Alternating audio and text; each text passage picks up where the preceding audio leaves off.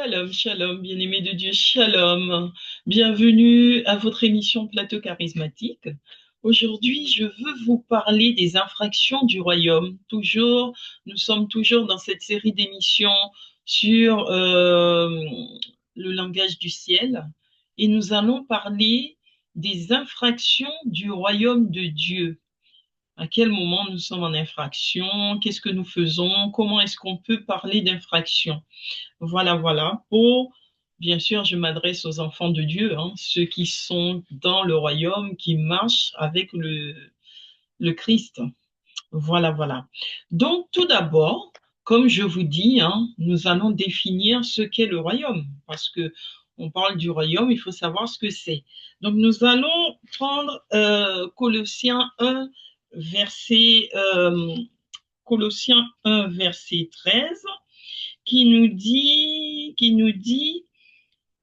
non, nous allons d'abord prendre Matthieu 6, verset 33, où Christ nous dit, cherchez premièrement le royaume des cieux et le reste vous sera donné en surcroît. Donc, Jésus nous invite à chercher le royaume, à chercher le royaume, et il nous dit tout ce que nous demandons, à savoir, toi qui demandes le mariage, l'enfantement, la maison, le travail, les papiers, toutes ces choses que nous demandons sur la terre, ces choses matérielles, ces choses terrestres, il nous dit ces choses-là nous seront données en surcroît, ça veut dire en plus. Mais nous devons d'abord chercher le royaume. Pourquoi, bien-aimé? Parce que si tu te dis enfant de Dieu, tu dois savoir que les enfants de Dieu sont des êtres spirituels. Avant d'être des êtres physiques, tu es d'abord spirituel. Parce que ton Dieu est un Dieu spirituel. Les choses de Dieu se passent dans le spirituel. Donc, si tu es un être spirituel, tu dois d'abord chercher le royaume de Dieu avant de chercher les choses de la terre. Parce qu'il te dit dans d'autres écritures, à quoi sert-il d'avoir beaucoup de richesses où le voleur peut entrer, peut percer ta maison, alors que tu peux avoir toute cette richesse au ciel, là où le voleur ne peut pas rentrer, là où on ne peut pas percer ta maison. Donc ça revient au même quand il te dit, cherche d'abord le royaume des cieux et le reste sera donné en surcroît. Amen, amen. Et donc, il nous dit encore pour compléter cela, il nous dit que le royaume des cieux, un jour, les pharisiens étaient réunis autour de Jésus et ils demandent à Jésus quand viendra le royaume. Ils lui demandent quand viendra le royaume de Dieu. Et entendez la réponse de Jésus. Jésus leur dit, nous sommes là dans Luc 17 à partir du verset 20. Jésus leur dit, le royaume de Dieu ne vient pas en se faisant remarquer. Verset 21, on ne dira pas il est ici ou il est là. En effet, le royaume de Dieu est au milieu de vous. Il dit que il faut pas chercher le royaume en disant si on te dit il est ici, il est là, tu cours par-ci, tu cours par-là pour voir de tes yeux physiques. Il dit le royaume de Dieu est au milieu de vous. Et pour qu'ils puissent comprendre encore mieux, un peu plus loin, pour qu'ils comprennent ce qu'est le royaume, il leur dit au verset 22, un temps viendra, et ça il s'adresse aux disciples, il dit un temps viendra où vous désirez voir même un seul des jours du Fils de l'homme, c'est-à-dire de lui-même Jésus, et vous ne le verrez pas. Au verset 23, on vous dira il est ici, il est là, n'y allez pas, n'y courez pas. En effet, tout comme l'éclair resplendit et brille d'une extrémité du ciel à l'autre, ainsi sera le Fils de l'homme dans son jour. Ça veut dire que, oui, le royaume de Dieu, c'est la présence de Jésus. Le royaume de Dieu, c'est tout l'ensemble des règles, des lois, de tout ce qui concerne la vie de Christ. C'est pourquoi, bien aimé, dans Apocalypse au verset 1, Apocalypse 1, on nous dit que Jean a eu cette révélation. Il dit que il a eu écoutez au verset 1, chapitre 1, verset 1, il dit révélation de Jésus-Christ. Dieu la lui a donné pour montrer à ses serviteurs ce qui doit arriver bientôt et l'a fait connaître en envoyant son ange à son serviteur Jean. Révélation de Jésus-Christ. Ça veut dire que la révélation que Jean a eue, c'est la révélation de Jésus-Christ. Tout ce qui concerne Jésus-Christ. Mais Jésus-Christ étant le royaume, étant représentant le royaume de Dieu, c'est la révélation du royaume que Jean a eue. Mais on te parle de la révélation de Jésus-Christ. Et Jésus même nous dit, comme je vous l'ai montré dans le Luc 17, que cette révélation, c'est la révélation du royaume, puisque les pharisiens parlaient du royaume. Et Jésus parle du royaume et il parle de lui-même. Et il parle de sa nouvelle venue lorsqu'il reviendra prendre son église.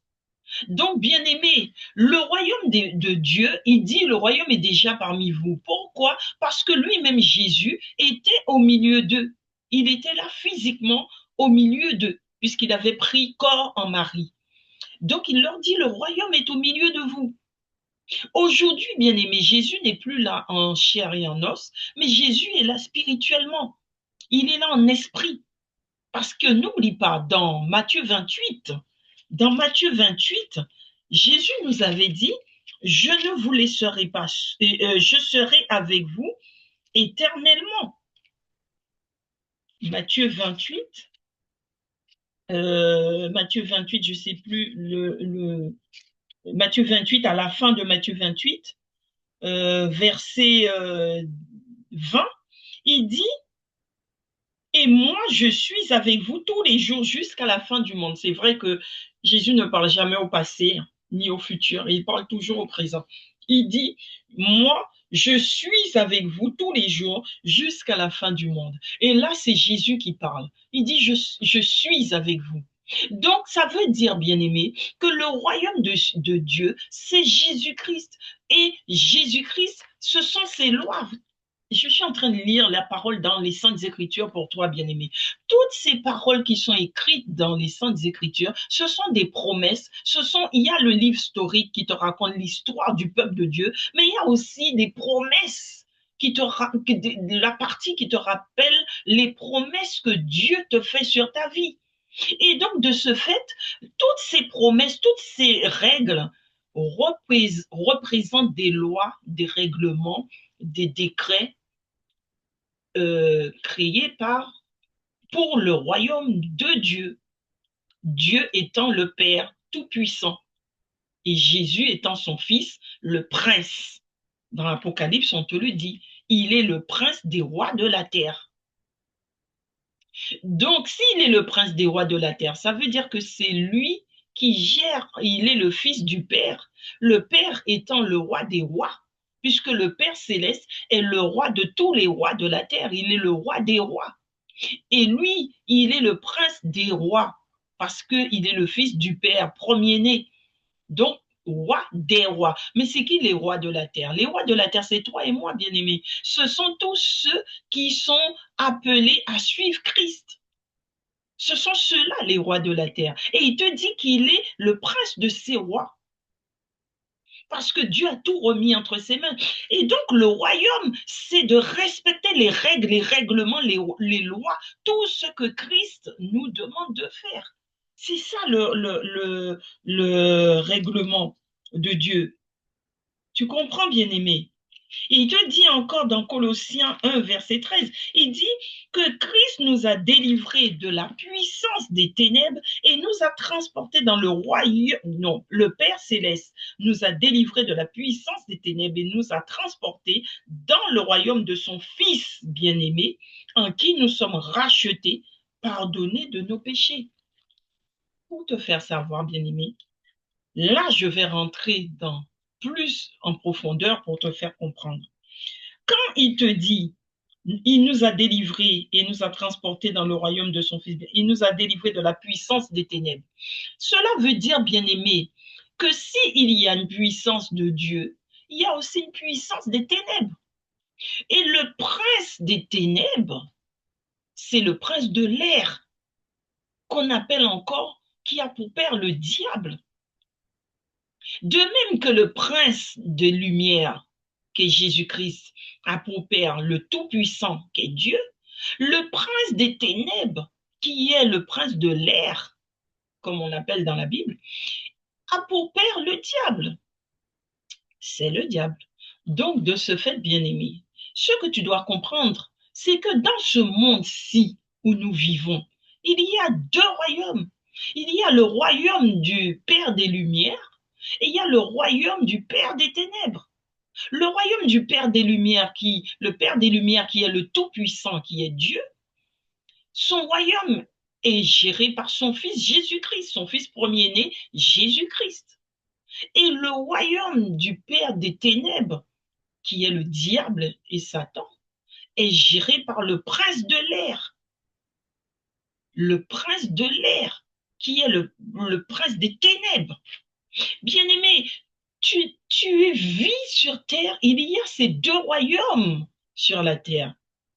Et ces deux royaumes, bien-aimés, qui sont de l'ordre du spirituel, il faut savoir que tu navigues un coup dans l'un, un coup dans l'autre. Tu peux avoir un pied dans l'un, un pied dans l'autre. Tu peux naviguer dans l'un comme dans l'autre. C'est pourquoi Jésus nous dit de respecter quand tu es en infraction. C'est pour ça que je parle d'infraction. Bien aimé, je vais te donner un exemple concret. Quand, par exemple, tu vis dans le pays qu'on appelle France, il y a des lois, il y a des règlements, il y a des lois que tu dois respecter. Donc, tu vis selon les lois de la France. Mais quand tu quittes la France pour aller dans ton pays, en Espagne, en Afrique ou en Amérique, peu importe là où tu pars, ce ne sont plus les mêmes lois. Tu t'adaptes. Tu t'adaptes. Quand tu quittes la France pour aller ailleurs, tu t'adaptes aux lois du pays où tu te trouves. Et quand tu reviens en France, de nouveau, tu reprends les lois françaises. Donc, c'est pareil, bien-aimé. En vivant sur la terre, dans le royaume de Dieu, il y a des lois à respecter. Tu ne peux pas vivre comme ça simplement. Il y a des lois. Tout comme dans le monde des ténèbres, il y a des lois. Sauf que les lois du monde des ténèbres est un peu plus souple. Puisque lui, la Bible même te dit que s'il ne peut pas passer par la porte, il rentrera par la fenêtre. Ça veut dire que ces lois sont plus souples, mais il y a aussi des lois. Il y a des lois dans les deux royaumes. Et donc, quand tu ne respecte pas les lois du royaume de Dieu alors que tu es enfant de Dieu, bien-aimé, tu es en infraction. Quand tu es en France et que tu brûles un feu rouge, on te met une amende parce que tu es en infraction. Eh bien, dans le royaume des cieux, c'est pareil. Quand tu ne respectes pas les lois, eh bien, tu es en infraction. Et quand tu es en infraction, tu en paieras les conséquences. Dieu te dit, il le dit dans le livre de Jérémie, Dieu dit dans le livre de Jérémie, il parlait à Jacob qui s'était détourné des lois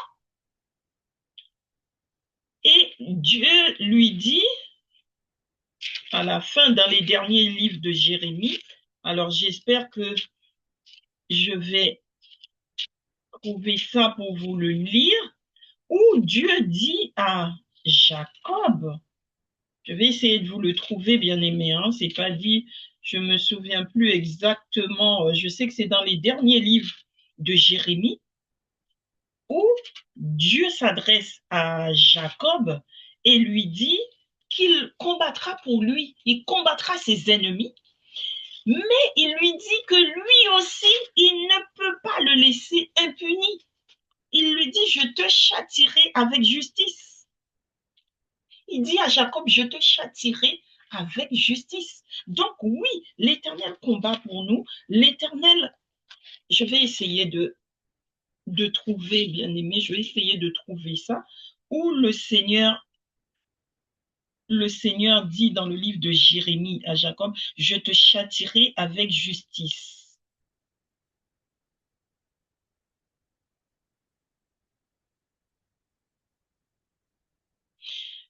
Je crois que c'est, attendez, hein, on va trouver ça, Jérémie 46. Est-ce que c'est ça? Jérémie 46, et le verset à la fin de Jérémie 46, le dernier verset, verset 28. Verset 28, le Seigneur dit, toi, mon serviteur Jacob, n'aie pas peur, déclare l'Éternel. En effet, je suis moi-même avec toi. J'exterminerai toutes les nations où je t'ai dispersé. Mais toi, je ne t'exterminerai pas. Je te corrigerai avec justice. Je ne peux vraiment pas te laisser impuni. Tu vois, bien aimé, ce que Dieu dit à Jacob, qui était son serviteur et qui était son fils. Dieu lui dit, oui, je combattrai pour toi, oui, j'exterminerai les peuples qui t'ont fait du mal, oui, je te ramènerai de là où je t'avais dispersé, mais sache que je ne te laisserai pas impuni pour ton iniquité. Je ne puis te laisser impuni, je te châtierai avec justice, je te corrige, châtier c'est corriger, je te corrigerai avec justice. Voilà ce que Dieu lui dit. Bien-aimé, parce que dans les lois du royaume, tu ne peux pas rester, tu peux pas ne pas respecter les lois et ne pas avoir d'amendement. Tu l'auras forcément d'amende. Tu l'auras. Donc, pour être plus concret, pour que ça soit plus concret pour toi, bien-aimé, les lois du royaume, c'est quoi? Quand tu es en infraction, c'est parce que tu es dans l'hypocrisie. C'est une infraction aux lois du royaume. Parce que Dieu dit, aimez-vous les uns les autres. Toi, tu es hypocrite. Toi, tu mens. Alors que Dieu te dit, il est un Dieu de vérité. Tu es en infraction lorsque tu mens. Tu es en infraction lorsque tu es dans l'hypocrisie. Lorsque tu es en adultère, tu trompes ton mari, tu trompes ta femme. Ou encore, tu trompes ton fiancé ou ta fiancée. Tu es en infraction parce que Dieu te dit qu'il est un Dieu de droiture et de justice. Il t'a dit qu'il est un Dieu de lumière, qu'il est un Dieu de vérité. Il marche dans la vérité, il marche dans la lumière, il marche dans la clarté, il marche dans tout ce qui est vrai. Et toi, quand tu fais ça, tu es en effraction devant Dieu. Tu n'es plus au respect de ses lois. Quand, par exemple, tu es, qu'est-ce qu'on peut dire encore? Tu voles. Il t'a dit dans ses commandements, tu ne voleras point. Quand tu trompes ton mari, tu trompes ta femme. Il a dit aussi dans ses commandements, tu ne convoiteras pas le mari ou la femme de ton voisin ou de ta voisine. Il te l'a dit dans ses commandements. Donc, tu es en infraction. Quand tu es hypocrite avec ton frère, ta sœur, mais il y a toutes ces choses-là, bien-aimés. Ce sont des infractions. Tu es en infraction dans la loi de Dieu. Donc, les conséquences, c'est que Dieu te dit, comme il le dit là dans Jérémie 46, verset 28, il te dit, je te corrigerai avec justice. Ça veut dire qu'il ne va pas te rejeter, mais il te corrigera. Attends-toi à une correction. Donc, quand tu vois dans ta vie qu'il y a des difficultés, que tu pries, bien-aimé, ça fait longtemps que tu pries, que tu demandes des choses au Seigneur, mais que tu ne vois pas de changement dans ta vie, tu ne vois pas d'évolution dans ta vie. Bien-aimé, pose-toi la question. Est-ce que tu n'as pas été en infraction dans les lois de Dieu, dans les lois du Seigneur, qui fait que tu étant sorti des lois, automatiquement la correction arrive. Et la correction, c'est quoi? Eh bien, tu ne peux pas être béni quand tu n'es pas dans les voies de Dieu. Quand tu ne marches pas à la suite de ton Dieu, tu ne marches pas dans les voies de Dieu, tu ne peux pas être béni. Et quand tu es en infraction dans le royaume de Dieu, ça veut dire que tu es dans le royaume des ténèbres. Parce qu'on t'a dit qu'il y a deux royaumes sur la terre. Il y a le royaume de Dieu et il y a le royaume des ténèbres. Donc, quand tes pieds ne sont pas dans le royaume de Dieu, ça veut dire que tes pieds sont dans le royaume des ténèbres. Quand tu fais tout ce qu'on vient de citer là, toutes ces choses malsaines, ça veut dire que tu es en train de donner de la force au royaume des ténèbres. Même si tu le fais en cachette et que tu penses que on ne te voit pas, donc comme personne ne te voit, tu penses que tu peux te le permettre. Tu es dans la critique, bien-aimé, tu dis que tu es serviteur de Dieu, tu es pasteur, tu es dans les ministères, tu es dans les cinq ministères. Mais pendant ce temps, tu es tout le temps en train de critiquer les autres. Tu critiques les sœurs, tu critiques les frères, tu critiques les serviteurs comme toi-même. Tu critiques tout le monde parce que tu penses que toi, tu es meilleur, que tu n'as pas de défaut, tu n'as pas de péché. Tu es toujours dans la critique. Bien-aimé, tu n'es plus dans le royaume. Même si tu es serviteur et que chaque dimanche tu vas prêcher à l'église, tu n'es pas dans le royaume. Tu as lu dans l'Apocalypse ce que Dieu dit aux sept églises. Dieu a parlé aux anges des sept églises. Il leur a parlé pour leur dire ce qu'il avait à leur reprocher.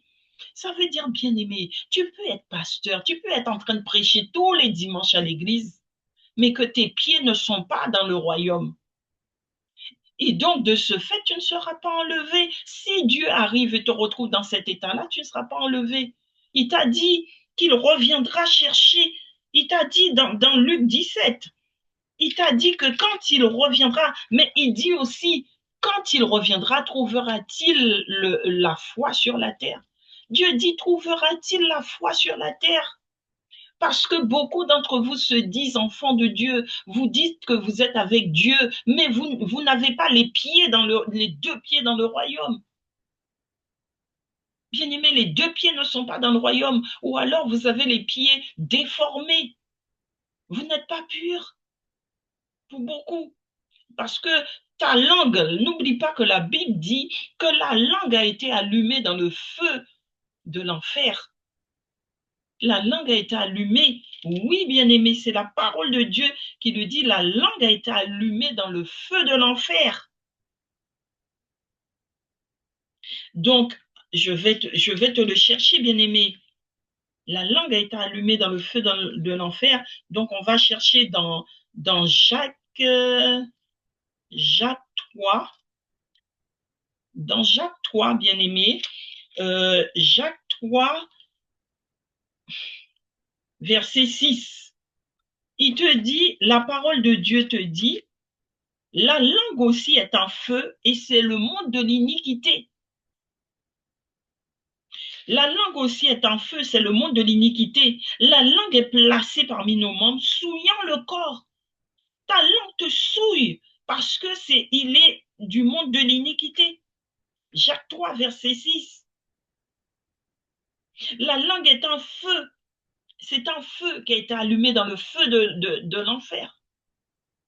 Mais bien aimé, lorsque tu viens à Jésus, comme je te l'ai déjà dit, c'est une volonté, hein, bien aimé, tu dois te purifier en lisant la parole de Dieu, en le mettant en pratique. Tu dois automatiquement te purifier, te purifier, te purifier à force de mettre en pratique, jusqu'à ce que tu nettoies ta langue, tu nettoies ta bouche, parce que quand tu as pris le baptême, bien aimé, le Saint-Esprit est venu habiter en toi. La parole de Dieu nous le dit dans Matthieu 28.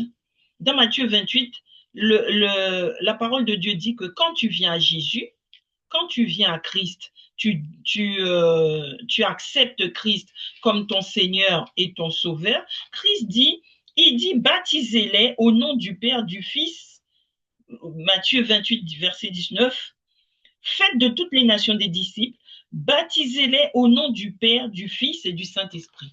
Baptisez-les au nom du Père, du Fils et du Saint-Esprit. Donc le Saint-Esprit vient habiter en toi lorsque tu passes par l'eau du baptême. Donc le Saint-Esprit qui est en toi est un feu.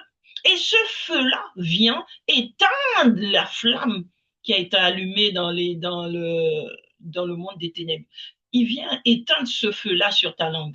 Mais faudrait-il encore que tu lui laisses la place pour le faire, que tu marches selon la parole, que tu profères de ta bouche des bénédictions, parce qu'il t'a dit qu'on n'entende pas de toi des paroles mauvaises, des choses impures, qu'on ne te trouve pas dans ces choses-là.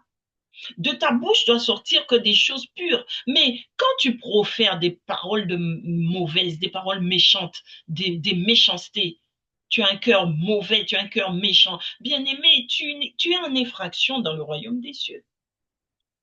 Parce que tu profères la malédiction. Il t'a dit que la langue a pouvoir de vie et de mort. Donc, chaque fois que tu profères des choses négatives, tu es dans le royaume des ténèbres et tu profères la mort. Quand tu dis des bénédictions, tu es dans le royaume de Dieu et tu profères la bénédiction. Donc, c'est pourquoi, bien aimé, fais attention de savoir dans quel royaume tu navigues. Tu te montes, tu te pavanes dans ce monde, bien, toujours bien habillé, coquette, coquet, tu es fier. Peut-être que tu as l'argent, donc tu es fier de te montrer. Mais dans quel royaume tu navigues, bien-aimé? Inquiète-toi de savoir dans quel royaume tu navigues. Et chaque fois que tu poses un acte dans ta vie, que ce soit une parole que tu sors ou un acte que tu poses, pose-toi la question, dans quel royaume tu navigues? Est-ce que ce que j'ai fait, est-ce que je ne suis pas en infraction dans le royaume? Pourquoi est-ce que je prie depuis tant d'années pour le même sujet et que je n'ai pas de réponse de Dieu? Ne suis-je pas en infraction par rapport à ce que je demande? Je te donne un exemple simple. Tu demandes le mariage. Tu demandes le mariage, mais à côté de ça, tu te pavanes à droite, à gauche. Tu fréquentes, euh, tu fréquentes toutes les petites jeunes filles ou les petits jeunes hommes. T'es avec tout le monde. Tu es avec tout le monde. Tu n'as pas de respect pour ton propre corps. Alors que Dieu te dit que ton corps, c'est le temple du Saint-Esprit, c'est le temple de Dieu et c'est le vase du Saint-Esprit. Le vase, ça veut dire que tu dois être rempli de l'Esprit de Dieu, de sa puissance. Mais un corps rempli de la puissance de Dieu ne peut pas être trimballé, traîné à droite, à gauche. Tu dois prendre soin de toi. Et prendre soin de toi, c'est pas que physique. C'est pas que physique, t'habiller bien, t'es toujours chic, toujours bien habillé, machin, et que tu crois que là, c'est ça. C'est pas ça, prendre soin de soi. Quand on te dit prends soin de toi, garde ton cœur, garde-toi, garde ton corps, garde ton cœur. C'est ça, prendre soin de soi. Garde ton corps, ton cœur, lave-toi par l'eau de la parole, bien-aimé. Par l'eau de la parole, l'eau de la parole, c'est avec ça qu'on se lave. La parole est comparée à une eau.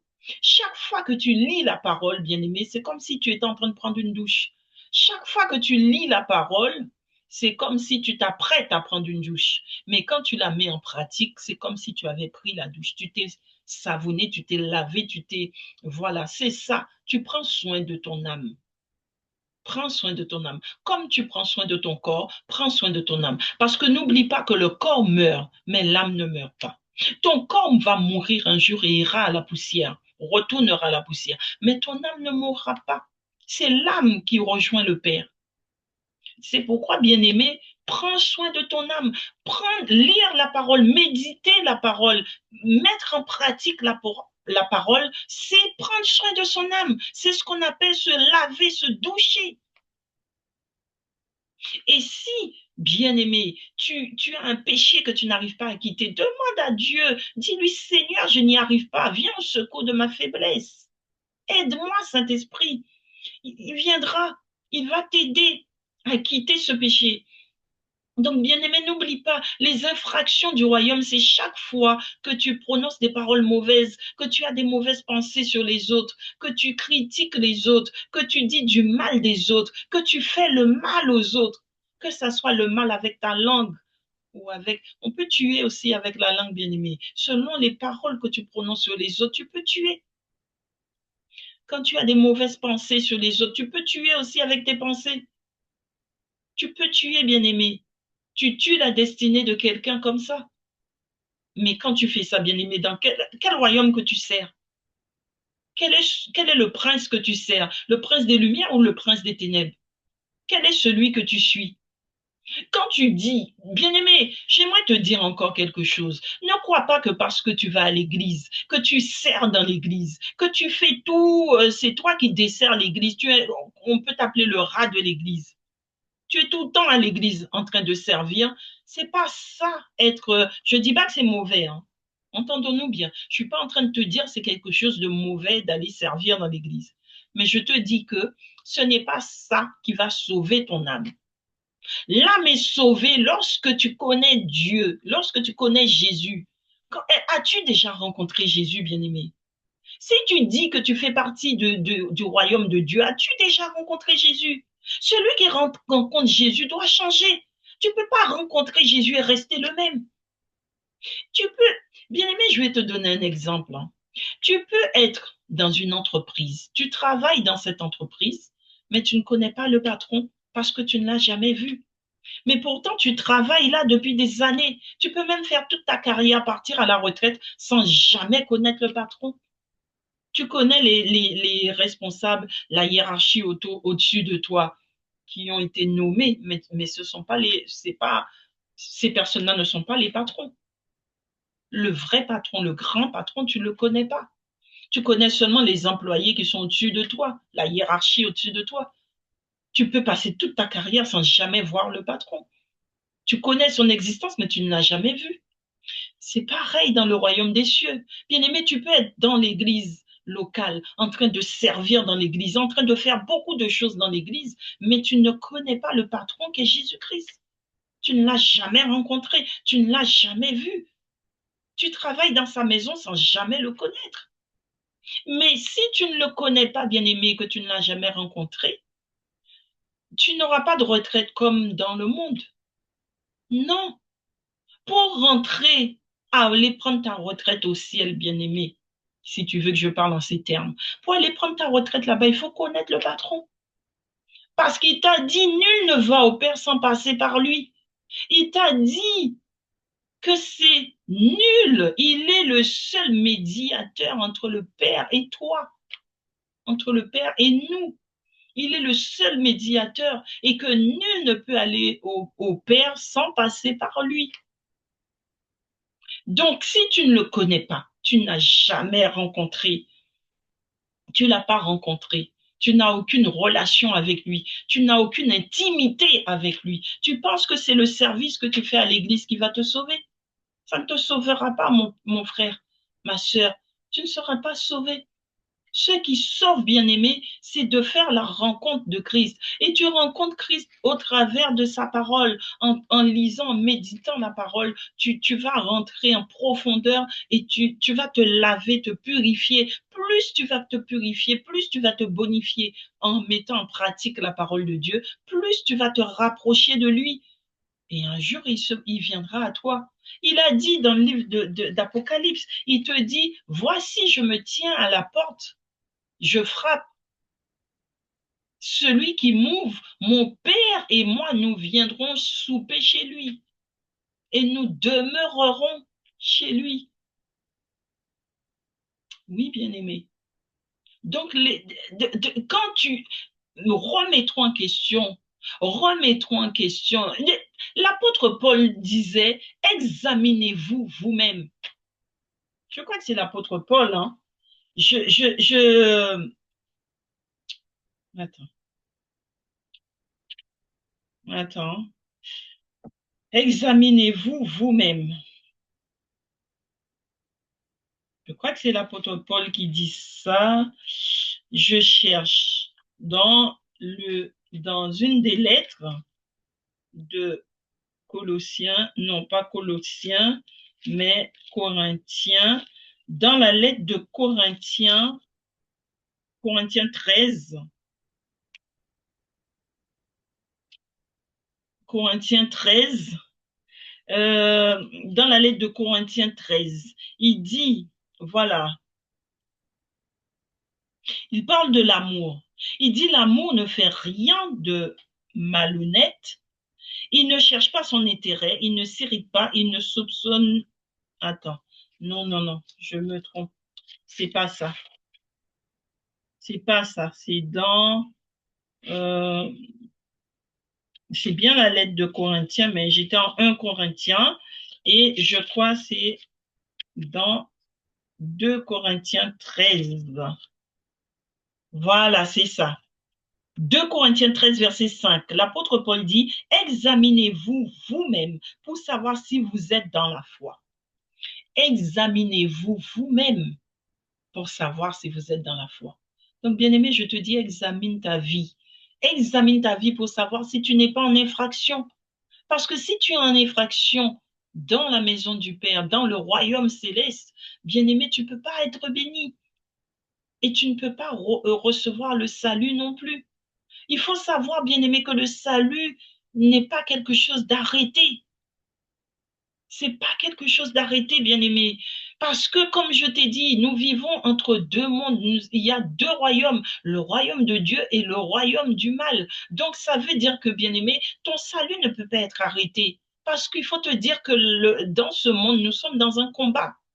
Tu dois lutter, tu dois combattre jusqu'au bout pour pouvoir gagner ton ciel. Tu dois combattre. Aujourd'hui, tu peux être avec Dieu, mais demain, parce que tu as arrêté tes efforts, l'ennemi t'attire. Il t'attire dans ses pièges. C'est pourquoi euh, Job, régulièrement, il allait en repentance devant Dieu. Il demandait pardon pour lui et pour ses fils. Parce qu'il disait, ne sait-on jamais, peut-être qu'ils aiment faire la fête, peut-être qu'ils ont péché d'une manière ou d'une autre. Donc, il demande pardon pour ses fils. Bien-aimés, c'est pourquoi Dieu nous demande de venir régulièrement devant lui en repentance. Parce que l'ennemi, nous sommes dans ce combat et nous pouvons tomber facilement dans les pièges de l'ennemi. L'ennemi peut te combattre, il te combat. C'est pas il peut, il te combat. Et tu peux tomber facilement dans ces pièges. Mais quand tu prends conscience que tu as péché, bien-aimé, tu vas vers... Parce que nul d'entre nous n'est parfait. Tu vas pécher. Mais tu vas devant Dieu quand tu en prends conscience, parce que le Saint-Esprit est là pour te le rappeler. Il t'ouvre les yeux sur tes péchés. Donc va devant Dieu, demande pardon à ton Dieu. Demande pardon à ton Dieu. Et c'est alors qu'il te lavera de ton péché et parce qu'il est celui qui pardonne les péchés, qui enlève, il est celui, l'agneau qui vient pour ôter le péché du monde. Mais comment il peut ôter ton péché si tu ne passes pas par la case repentance? Bien-aimé, régulièrement, l'apôtre Paul, c'est pourquoi il dit, examinez-vous vous-même pour savoir si vous êtes dans la foi. Parce que si tu es dans la foi, tu n'es pas dans le péché. Celui qui marche dans la foi, c'est celui qui respecte les règles du royaume de lumière. C'est celui-là qui est dans la foi. Mais celui qui est dans le péché, il n'est pas dans la foi. Oui, parce qu'il te dit que la foi, dans le livre d'Hébreux, il te dit la foi, c'est une ferme assurance de ce que l'on espère, mais que l'on ne voit pas. Mais on croit à sa réalisation, les choses qu'on ne voit pas. Donc, c'est quoi ces choses qu'on ne voit pas? Ce sont les règles du royaume, c'est la loi de Dieu. C'est de croire en ça. Et si tu y crois, c'est que tu l'appliques aussi dans ta vie. Donc, tu, tu, euh, tu ne peux pas pécher parce que tu ne peux pas faire le contraire de ce que dit le royaume. Ça doit agir dans ta tête. De la même manière, quand tu conduis, tu te dis non, je ne dois pas aller trop vite, je ne dois pas brûler le feu, je ne dois pas faire ceci, je ne dois pas faire cela. Tu sais que tu ne dois pas tuer, sinon tu iras en prison. Tu sais que tu ne dois pas voler, sinon tu seras exposé. Tu sais ça, bien-aimé, dans le monde. Eh bien, dans le royaume de Dieu, c'est pareil. C'est pareil. Tu sais que je ne dois pas être en adultère parce que c'est contraire à la loi de mon Dieu. Je ne dois pas mentir ni voler parce que c'est contraire à la loi de mon Dieu. Mais il faut te dire, chaque fois que tu le fais, tu es en infraction. Et quand tu es en infraction, il faut t'attendre à être corrigé parce que le Seigneur te l'a dit, je te l'ai lu dans Jérémie 46 verset 28, le Seigneur a dit, je te corrigerai avec justice parce que je ne peux vraiment pas te laisser impuni. Je ne peux pas. Il dit, je ne peux pas te laisser impuni, je te corrigerai. Donc, bien-aimé, pose-toi la question, quand tu vois que tes prières ne sont pas exaucées, que ça fait des années que tu demandes la même chose, tu n'es pas exaucé, examine-toi toi-même, comme l'apôtre Paul te l'a dit, pour voir si tu n'es pas en infraction dans la maison de Dieu. Amen, amen. Mais j'ai une bonne nouvelle pour toi, bien-aimé. Dieu est amour. Dieu est amour. Et parce que Dieu est amour, parce qu'il t'aime, il veut que tous nous soyons sauvés. C'est pourquoi il te dit, marche dans la vérité, marche dans sa lumière et viens à lui si tu reconnais que tu as péché, il te pardonnera. Il te pardonnera parce qu'il est le Dieu il est là pour ôter le péché du monde. Il t'a dit qu'il est venu dans ce monde pour détruire les œuvres du diable et faire connaître le nom du Père. Donc, bien-aimé, viens à Jésus, viens à Jésus. Mais ne marche pas dans l'hypocrisie, le mensonge. Ne fais pas croire à tout le monde que tu es enfant de Dieu alors que tu vis dans l'hypocrisie, tu vis dans le mensonge, tu vis dans tout ce qu'il y a de mauvais, dans toute forme d'iniquité. Et tu penses que parce que les hommes ne t'ont pas encore découvert, que tout va bien pour toi. Non, bien-aimé, tout ne va pas bien. Parce que quand tu fais ça, tu n'es plus dans le royaume de Dieu, tu es dans le royaume du diable, du monde des ténèbres. Et tu es géré. La Bible même te dit, bien-aimé, que le monde entier est sous le monde entier est sous la puissance du prince des ténèbres. C'est la parole de Dieu qui le dit dans 1 Jean 5, verset 19. Attendez, je vais le chercher. 1 Jean 5, verset 19. Il dit, nous savons que nous sommes de Dieu et que le monde entier est sous la puissance du malin. Nous savons que nous sommes de Dieu et que le monde entier est sous la puissance du malin.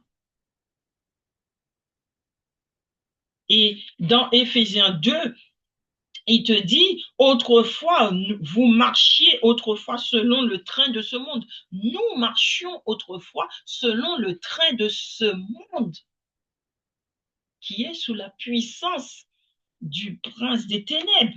Nous marchions selon le train de ce monde. Mais aujourd'hui, bien-aimés, aujourd'hui, nous ne sommes, puisque nous avons accepté Christ dans notre vie, nous ne pouvons plus marcher selon le train de ce monde.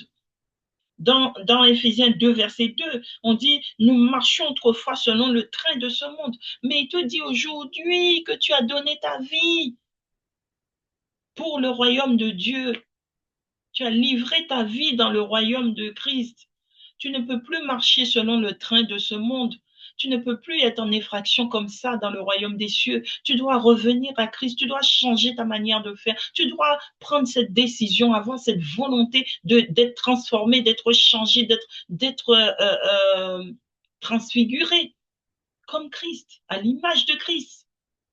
Parce que Dieu a dit que nous avons été créés à son image. Mais l'image de Christ, c'est quoi, bien-aimé? C'est de faire sa volonté. C'est ça son image en nous. C'est la volonté, c'est les règles, les lois de Dieu, la justice de Dieu, la droiture, marcher dans la droiture, dans la vérité, dans la justice de Dieu. C'est ça l'image de Dieu. C'est pas ton physique, hein, parce que nous avons chacun un physique différent. C'est le comportement, l'agissement. C'est ça l'image de Dieu en nous. Mais pose-toi, moi je veux terminer sur ce terme. Pose-toi la question, bien-aimé, quelle image que tu portes en toi? Est-ce que tu portes l'image de Christ ou l'image du prince des ténèbres? Quelle image que tu portes? Parce que quand tu marches dans la justice, dans la vérité, dans la droiture, dans l'amour, tu portes dans la vérité, tu portes l'image de Christ. Mais quand tu marches dans l'hypocrisie, dans le mensonge, dans la traîtrise, dans le vol, dans tout ce qu'il y a de négatif, dans l'iniquité, dans la tromperie, bien-aimé, tu portes l'image du prince des ténèbres. Tu es moche. Mais celui qui marche dans la vérité et la justice est beau. C'est pourquoi je te dis, je vais terminer sur ce terme. Réfléchis, quelle est l'image que tu véhicules? Puisque nous sommes ambassadeurs de Christ. Mais il y a aussi des ambassadeurs du monde du prince des ténèbres. Donc, tu es ambassadeur de qui? Quelle est l'image que tu véhicules? Amen, amen. Je te laisse sur cette question-là et je t'invite à venir m'apporter des réponses en commentaire. Amen, amen. Soyez bénis. Je vous dis à très bientôt. J'espère vous avoir éclairé sur ce thème et vraiment, je vous souhaite vraiment de revenir à Christ si vous ne l'êtes pas encore et que pour ceux qui sont déjà dans le royaume, comme l'apôtre Paul l'a dit, hein, l'apôtre Paul nous dit, comme il l'a dit dans sa parole, examinez-vous vous-même. Examinez-vous vous-même. pour savoir quelle image vous véhiculez. Examinez-vous vous-même. Amen, amen. Je vais prier pour vous. Éternel Dieu Tout-Puissant, voici, je te confie tes enfants, tous ceux qui m'ont suivi dans cette émission, tous ceux qui me suivront encore. Je prie, Éternel Dieu Tout-Puissant, que tu mettes ta main puissante et glorieuse sur eux. Je prie, Éternel Dieu, que tu fasses descendre la puissance de ton esprit dans leur vie, afin de mettre la lumière, Seigneur, que ta lumière les éclaire, pour qu'ils sachent, Éternel Dieu, faire ce choix, pour qu'ils sachent, Éternel Dieu de gloire, dans quel chemin ils se trouvent. Car Éternel, comme tu nous fais comprendre, rien n'est acquis, Seigneur. Rien n'est acquis. Nous pouvons passer d'un royaume à l'autre, puisque le monde est dominé par le prince des ténèbres. Mais nous savons aussi, Seigneur, que tu es là, que ta gloire remplit l'univers, que tu es présent au milieu de nous et que tu bénis tes enfants, que tu soutiens ceux qui te suivent avec vérité, avec justice, avec droiture. Ceux qui marchent avec toi, Seigneur, tu les soutiens, tu les relèves. La Bible déclare dans le livre de Jacques 4, je crois, verset 7, la Bible déclare que le juste tombe souvent, mais à chaque fois, il se relève. Seigneur, tu es Dieu. Tout ce que tu fais est bon. Je te remercie, Père, de bénir tes enfants, de les attirer à toi, de les laver, de les purifier, car tu as dit que par ton sang, tu as lavé nos robes. Tu nous as blanchis et tu nous as fait asseoir avec toi dans les lieux célestes pour que tu nous montres combien tu fais de nos ennemis ton marchepied. Seigneur, soutiens tes enfants, soutiens chacun de nous. Au nom de Jésus, j'ai prié. Amen. Soyez bénis. À très bientôt.